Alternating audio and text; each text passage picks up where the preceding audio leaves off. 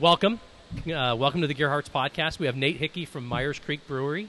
Thank you so much for having us. And today is National Drink a Beer Day. So cheers. Cheers. Thank you so much for this. What am I having? Likewise. You got the Meier's Creek grapefruit. Oh, very good. Thank you. You're the first person to give me a beer on this podcast. I think we've done close to 14 of them now. So thank you so much. This is the first. Yeah. So we're in Cazenovia, New York. You've been open for how long? We're in week 6. Yeah. Wow. You're in the flown infancy, by. Huh? Yeah, sure are. What's surprised you, so far in the 6 weeks? Oh, a lot of things, but you know what surprised me the most is our staff. We've got a great staff right out of the gate. Been a hardworking staff, professional, courteous. It's one another. Built a team real quick, so it's been really, the staff has been great. It's been amazing and a key to our success. So really excited. During COVID, that's been one of the struggles for a lot of people. Yeah. What makes you different? Just you found the right people in the beginning, or? Yeah, I don't know if it's a little bit of luck, interviewing. A lot of them referred different folks to us as well, different friends and stuff. So I guess we got one or two of the right ones, and they referred the others to us. So we're able to pick up some good people. Now, this is brand new. Everything from what we're seeing and behind us, and has it taken off like you thought? Is everything better than expected, or is it kind of right where you thought it was going to be? It's everybody said this place was crazy busy before we took ownership, so we're anticipating a pretty strong turnout, but the community's come around and supported us as well. Our contract brewing side of the business has been taking off a little bit more better than I expected, but that's a pleasant surprise. But yeah, it's been a lot of fun. So now as general manager, is it you're working on all sides of this? Yeah, working on both sides. It's been heavily focused on the restaurant portion, the taproom side the last 6 weeks, of course. Just trying to get that up and running. So hopefully it'll be a little bit more blended approach going forward. But it's been both sides. Fall looks like it's going to be good. I mean, do you have it's hard, right? Yeah. For 6 weeks. Do you guys have any projections? Is it going to be a good fall and then if the weather's good, it'll be good. Fortunately, we got crits right down the street, so we got the pumpkin goers and apple pickers and such. So we get to pick up some business from those folks as well. But it seems like it's going to be weather dependent too, especially with COVID and outdoor space and how long we can keep that open. We're looking to put heaters out on our patio, some side flaps on the patio, trying to keep that open as long as we can. Yeah. I think is going to be, we were talking about today in a podcast, a challenge for some people because we're at 50% capacity now. Right. But I think we're working with a group of restaurants to try to help the governor sway him to move that. Because when the weather gets bad, you have the fortunate. It's beautiful out there. Too bad today we're closed, but it's beautiful out there to see people sitting out there. But do you think that is going to happen with the governor? Do you think that is there anything you can say to help convince him? Yeah, not that he's listening. Not that he's listening, but maybe hopefully somebody is. Right. What do you think will move that needle? I've heard that around November 1st there might be a determination there, maybe bumping up to 75% is what I've heard. But that's the is what I've heard so far. Right. Now these are two different models too. You have the restaurant or the tap room as you call it, and then you have the distribution side and the production side. What's that like? Because not many people have those two hats in their bucket. Right. Yeah. How much different is that? Oh, totally different, but a lot of synergies as well. We've got the production line, feeding our tap room right now for our brews. So pretty much we've got our pilot system that we put in end of April, and so that's brewing all of our Meier's Creek brand, feeding right into the tap room. And then our bigger system, which was the former Empire system, we're using that for our contract brews, our 60-barrel system. We're filling that with other folks' beer, and growing our brand into that bigger system. So we're looking at probably going into distribution, probably second quarter of next year. Is what we're looking for. Is that an aggressive time frame? I don't know anything about the beer, like the beer business. Is that aggressive, or is that kind of like we'll get it right, and then we'll figure out the production, and then we'll get distribution down, and then move forward? Is that we're fortunate enough that we have a lot of action in our tap room, so folks can taste the beer, get to know the product, and looking at springboard from there. So it might be a little bit aggressive, but we'll see how that all plays out. What's the number one seller so far? A Golden Boy. Yeah, Golden Boy. A blonde ale. Yeah, easy drinking blonde. Yep. I'm laughing because I literally, this is good, but Yeah. I'm not normally, I'm not I like beer, but I don't, the IPAs. The hoppier. Is that an IPA or hoppier beer? No. That's really easy drinking. Pretty traditional blonde ale. Not many hops at all. Okay. But yeah, right behind that is the hoppier stuff that's selling really well. Mm-hmm. Yeah, the New England style. Weekends crazy? Is it Weekends more, have been crazy? Yeah. You were saying earlier, like last Wednesday was nuts. Yeah. And this Wednesday you just can't. Yeah. Yeah, we just don't know. It definitely. If the weather's nice, it definitely helps out. Mm-hmm. But the weekends have traditionally Saturdays been a little bit busier than Sundays. But yeah, the weekends have been. Fortunately, the weather's been nice. The last 6 weeks. And so you went through a full. Can you kind of give us a detail of what you went through? Because if you haven't been out, I mean, it is night and day what it was before. So can you kind of go through a little bit of a snapshot of what you did? Yeah, so we took the opportunity. We didn't have our liquor license, so we closed down the facility, put in a big renovation plan. We took out the second floor, which was all office space. So when you walk into the main entrance, it's floor to ceiling height, about 22 feet. Put in sound panels throughout the tap room to help buffer the sounds. Put in big windows looking into the brewery so people can actually see the production space, and then looking out onto the property, out to the backyard of the west, looking out there as well. So put in new flooring as well. So a lot of small details. But yeah, it was an exciting project and challenging with COVID and all those start to obstacles. finish. How long did it take? We started, end of January and completed middle of July. Mm-hmm. Yeah, so. It's a pretty aggressive time frame, especially with COVID. Month and a half pause, too, in there, too. So, yeah, it really was a quick project. I was with have you been to the Craftsman to see what they did the same thing? And you look at it now and you're like, why didn't people do that earlier? Right. Because it's so nice to see the tall ceilings and the acoustics are great, as we walk through. Yeah. I see now that, we did the kitchen, you had that pizza oven. How is that going? You have a nice wood stone pizza oven there. Oh, it's great. Yeah, the chef loves it. Pizza coming out of it is fabulous. We're doing a Neapolitan style pizza, 12-inch pizzas, and it's great. We use it for a lot of different, roasting our garlic and peppers and different things as well. Yeah. We had the Woodstone chef out, and I wish he could have came because I didn't know all the things that they can do in that. I mean, like you talked about, it's not just people just think, oh, wood-fired pizza. It's not just that. It's they did sliders, they did fish, they did chicken, they did pasta dishes. They there's a myriad of things you can do in that oven, and to see you guys have that, and it's an open kitchen. I know a lot of people can't see it. Yeah. But has that been something that people have liked to see? Yeah, you can see the guests sitting in the tap room just looking at the kitchen. It's it's a source of entertainment for them. We got TVs in the tap room too, so when SU's playing or football games, baseball, sports events, we've got those going. But still, people are attracted to the open kitchen, just checking it out. Maybe curious to see what's going on. Yeah. Now that room downstairs, was that always there, or was that closed off for something different, or is that? Yeah, that room downstairs was always there. We didn't really touch that space. Unfortunately, we're not allowed to use that space right now because it's not up to code. It wasn't with the previous owner as well, but we didn't get occupancy for that space. We've actually got to put an elevator down there, or ADA accessibility, whether that's an elevator or a path or something like that, as well as bathrooms. It doesn't have bathrooms down there, so that would be our phase 2 project, because it would be nice to have a dedicated event space. Yeah, for sure. Especially when we get back on our feet with COVID. Yeah. And I saw you move the barbecue kind of to the back. Are you using that as part of the menu? Oh, yeah. We use that for quite a few things. Our wings, those are smoked before they're fried. Then our chicken as well for our sliders is thrown in there. But we will be doing some barbecue, some brisket as well. French keep forgetting dip it's coming. 6 weeks because you never, just by looking at it, it doesn't feel like it's 6 weeks. It feels like you guys have been open for years. That's, Is there, how many people total, staff-wise, do you have? We're up to 50. My Lord. Yeah. How many in the brew versus the...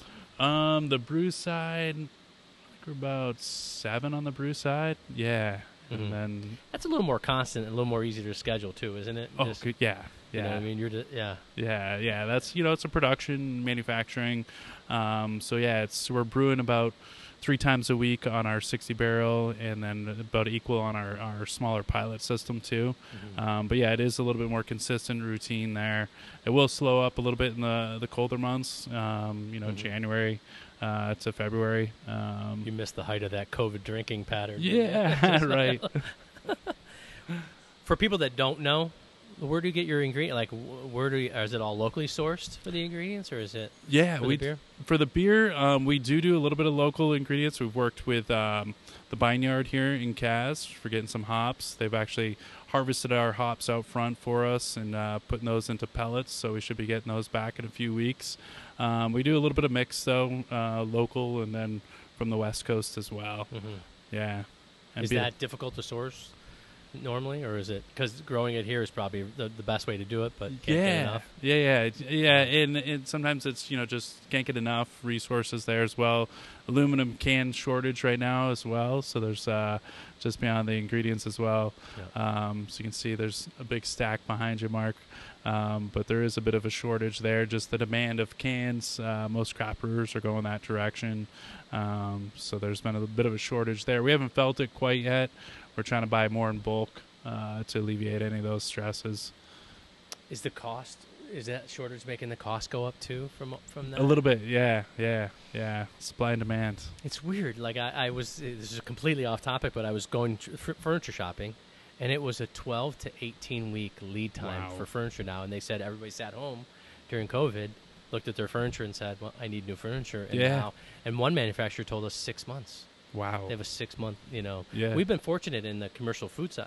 We haven't seen that, knock on wood. Suppliers have been able to keep up, and suppliers have been able to supply us. Yeah. We are starting to see a little bit of hiccups with China and glassware because they stopped making it. Sure. And now that the demand is starting to come back slowly but surely, we're having a hard time. Yeah. In the food side, has it been everything you guys thought it was going to be and more, or is it, we're still growing through that evolution of what's the best seller? I think I heard you say. Yeah, we're selling a lot of burgers, the Wagyu meat from across the street. So we're sending our spent grain over there. They're feeding it to the cows, and we're bringing them back here. That's true, farm to table. Yeah, farm to table. That's a great story. Yeah. But yeah, the burgers are a hot item for us. Right behind that would be our wings and sliders. We're making some changes to the menu. Actually, today, put a couple more salads on the menu, another fish option as well, salmon. So we're changing it up a little bit for fall coming forward, yeah. Because you're in a pretty competitive, like Cazenovia's got a lot of great places to go. Yeah, sure does. You know what I mean? So you really have, and you've got to be, not out here, but you've got to be, I know there's a couple other areas that are doing some stuff like, not like this, but it's a competitive market. What has separated you from everybody else? Is it service? Is it your menu? What do you think? Yeah, I think it's a combination of a few things. We're trying to provide high quality beer coming out, as well as our food and then our service. So those three items and the atmosphere that were created, I think people really are receptive to it. They like the changes we've made in the tap room. The acoustics are a lot better, so when it does get colder, people are coming inside more. But our outdoor lawn space too is something that everybody else does not have for COVID, so we can put a lot of people out on our lawn and patio. So that's definitely an advantage there. You expanded that too, didn't you? Is that about double the size of what it used to be? It's a little bit bigger because when we moved that smoker, we extended the awning down over where the smoker used to be.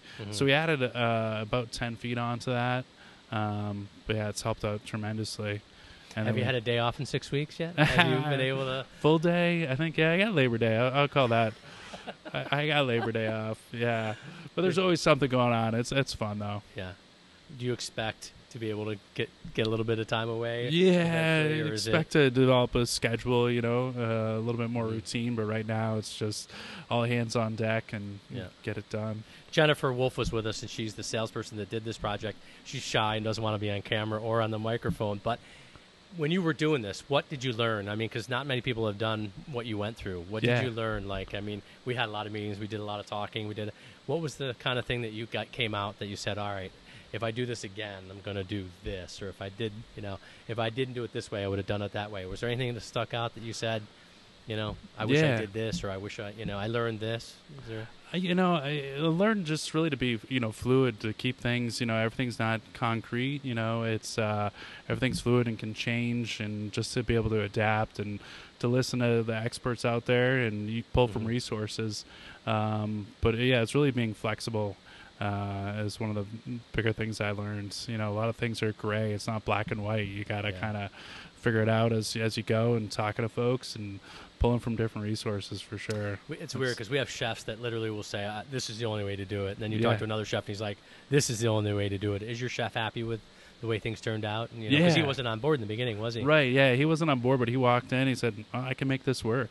Yeah. And he certainly has. And he's definitely put his own touches on certain areas, but for the most part, he was happy with how it, as a whole, how it looked. So it was great. Please tell me you're giving him a day off once in a while. Yeah. I was going to say, is there something that you wished you had that you didn't have? Like when you were talking about the bar, or the kitchen, or even in the production, because this is new to us too. Yeah. Is there anything that you sat there and said, "Oh, wow, I wish we had the money," or "I wish we did something out here that we weren't able to do"? Well, we're looking at more freezer space right now because it's filled pretty well there. But for the most part, I think we put the resources where they needed to go. The investment was made, so I don't think we've really felt handicapped or saying we wish we had something. But always looking to grow and improve. So just looking at those areas, moving forward. Is the ownership team pretty happy with the way things are going? This was a big undertaking for them too. This was not a small endeavor. You guys sunk a fair amount of money to get it to where you need it to be. Are they happy so far with what's going on? Yeah, they're very happy. Yeah, this is their first time ever dipping their toes in. Yep, first time in the restaurant world, brewery world. So it's been an experience for everybody, learning experience, and but it's been a great start here for this first 6 weeks. We'll see, winter brings, that's kind of the concerning things as it gets colder. People aren't, venturing out as much. The snow starts flying, so, that'll be the tricky part. I remember going to college at Morrisville and working at the Breylock. And the winters, there was that Monday and Tuesday, you just crossed your fingers that it didn't snow, because Wednesday, Thursday, Friday were always going to be probably pretty good, and you had brunch on Sunday. But if it snowed during Monday, Tuesday, Wednesday, you'd be like, oh no, here we go. Because it's a different world out here with the snow and everything. Are you from this area? No, I grew up in New Hampshire. So what this job brought you here? This job brought me here, married into the Meier family, so they offered this opportunity when they took ownership of the property, and I said sure. And it's been a great experience. We had a great construction crew, Hannah Hoyt, that we worked with on the project. A lot of good vendors that made it a success, because it was a large undertaking. And Hannah Hoyt has. They touch. We're doing the dome with them right now, and it's just to see that from start to finish, and to see this from start to finish, to see a lot of.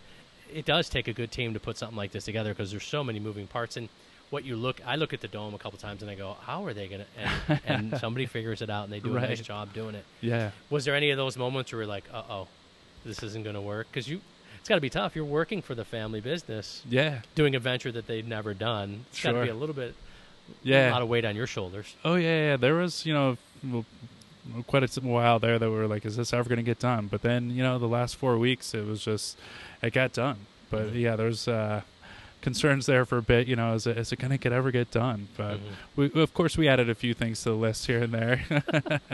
They'll tell you we're both laughing because we know some of them.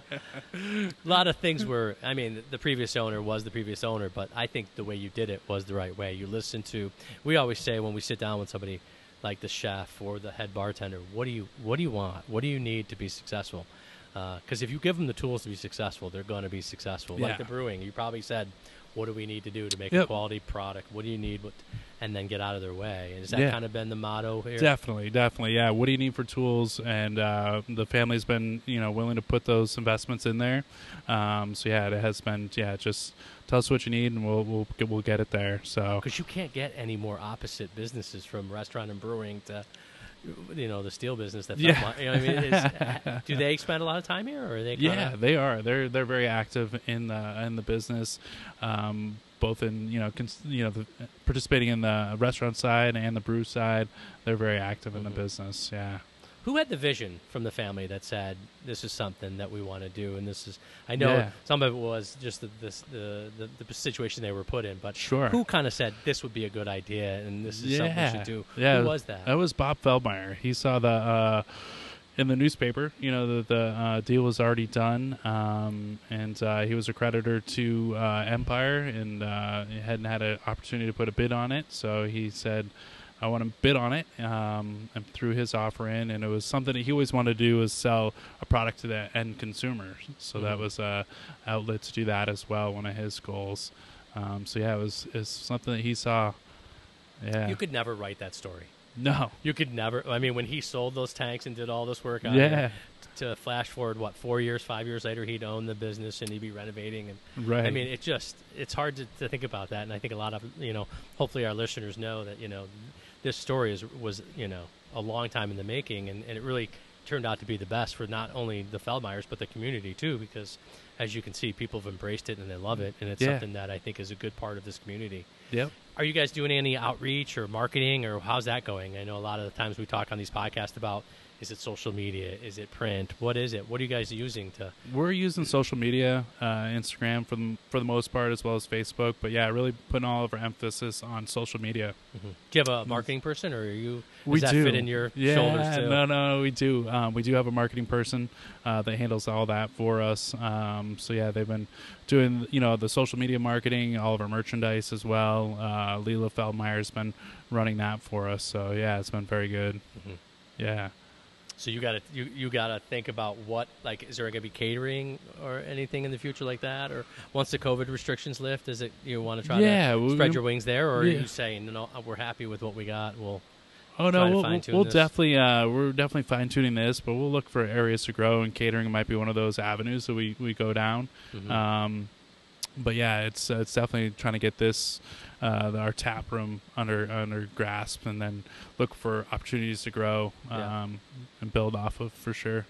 And you have capacity too, don't you? From the food side, and you have more capacity on the brewing side too. We do, yeah. Right now, it would, and that's why we're doing a lot of the contract brewing, just because that 60 barrel is so large. So we're doing a lot of work for breweries out like Buffalo area right now. But yeah, a lot more capacity on the brewing side than the tap room side. How do those come about? Because I'm not, I don't know a lot about this side of the business. You reach out to them and say, we have this capacity and we can do this for you? Is it like a sales type of thing? It's a sales type of thing, networking, through New York Brewers Association, different organizations like that. But yeah, it's definitely, we've got a salesperson that's what they do is look for those contract brew opportunities. Is there any? I saw you had mentioned Crits. Are you serving any of theirs? Do they make something, or are you contracting with them or helping them? Or? We're serving one of their seltzers. I mean, not seltzers, ciders. Okay. Yeah. We got one of their ciders on tap. Mm-hmm. We're using their apples for our apple crisp right now. So. Yeah. So you're trying to get as much local resources as you can. Yeah. What other local, like produce or anything else, or bakery, or are you trying to do a little bit bakery on site, or is that a little bit on site? We get the beef coming from across the street. The mushrooms are local as well. Some of our greens are local. So we're trying to pull from as much local as we can. Mm-hmm. Yeah. Some people have found it challenging. Have you found that, or no? Are they able to keep up with the capacity? I've been listening to a lot of podcasts where they're like, I want to have this product, but they can't give me enough. Have you had that problem, or no? Are you? We've run out of products, but I don't know if we haven't really had the issues coming from the vendor itself. It's just more, we just sell more than we thought we were going to sell. That's not a bad problem to have. No. Yeah. Jennifer, do you have any questions? Jennifer, come on. No, Jennifer. Nate, do you have any questions for Jennifer? Jennifer. So this is our first alcohol and guest and a What's your favorite beer, Jennifer? Yes. Favorite beer? An all-day IPA. All day. Ooh. Wow. This one's pretty good. Really? Founders say all day. Founders, I think it's all-day IPA. It's probably going to be one of yours. I'm just not drinking. Well, you should have joined us. You would have enjoyed this. So, anything else you want our listeners to know? And again, thank you so much for coming on, and thank you for thanks for having me on. National Drink a Beer Day. We're trying to do more of this. This is part of our outreach and our social media, and we're trying to get more people to actually shop local, to go to these local restaurants, to bring information out to our listeners that may not know. We're just starting, so I think this is our 14th or 15th podcast, but we've done a few. How to properly make a steak, how to properly make a Manhattan, how to properly, produce things. And then we've met with some other, restaurants and reps and owners. And we're just trying to go throughout the whole thing. And it's nice doing it with people that we do business with. So anything that, you want to let the people know more about Myers Creek and your mission to be a partner in the brew scene here? Yeah, well, come out and visit us. See what we've done. Got some great beer on tap and great food to match. So definitely encourage you to come on out and check it out. All right, good. Yeah. Thank you so much, sir, and I Thank appreciate you. the beer. Have Cheers. a great day. Yeah, you too. Enjoy, everybody, and please like the podcast, and we appreciate you listening. Thank you.